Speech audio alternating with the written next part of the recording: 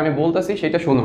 সূত্রের সাহায্যে 2a + 3b ও 4a² - 6ab + 9b² এর গুণফল নির্ণয় করো।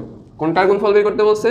2a + 3b * 4a² - 6ab + 9b²। এইটার আমার মান নির্ণয় করতে বলছে। তাহলে আমরা তো সূত্র জানি। কোন সূত্র জানি? যে a কিউব, দেখো এই জায়গায় প্লাস আছে, এই জায়গায় মাইনাস আছে, এই জায়গায় প্লাস আছে, তাহলে আমরা কোন সূত্র হবে? a কিউব + b কিউবের সূত্র হবে। সো কি লিখবো আমরা? এটা ভাঙাবো 2a + 3b, এখানে কি লিখবো? সেকেন্ড ব্র্যাকেট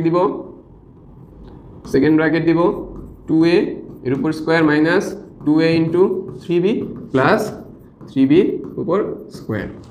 ওকে, এটুকু তো আশা করি বুঝতে পারছো। পরবর্তী লাইনে কি লিখবো? দেখো a + b * a² - ab + b²। কোন সূত্র?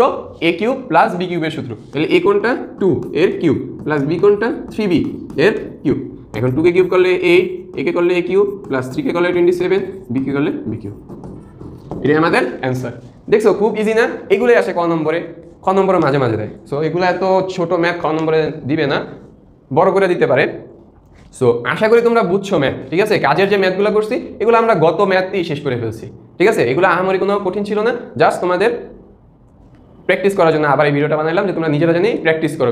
ভিডিও দেখে তোমরা জানি প্র্যাকটিস করো, দেখবা যে তোমাদের ম্যাথগুলো খুব সহজ মনে হইতেছে। সো আজকের ভিডিও এই পর্যন্ত। আশা করি তোমাদের ভিডিওটি ভালো লেগেছে।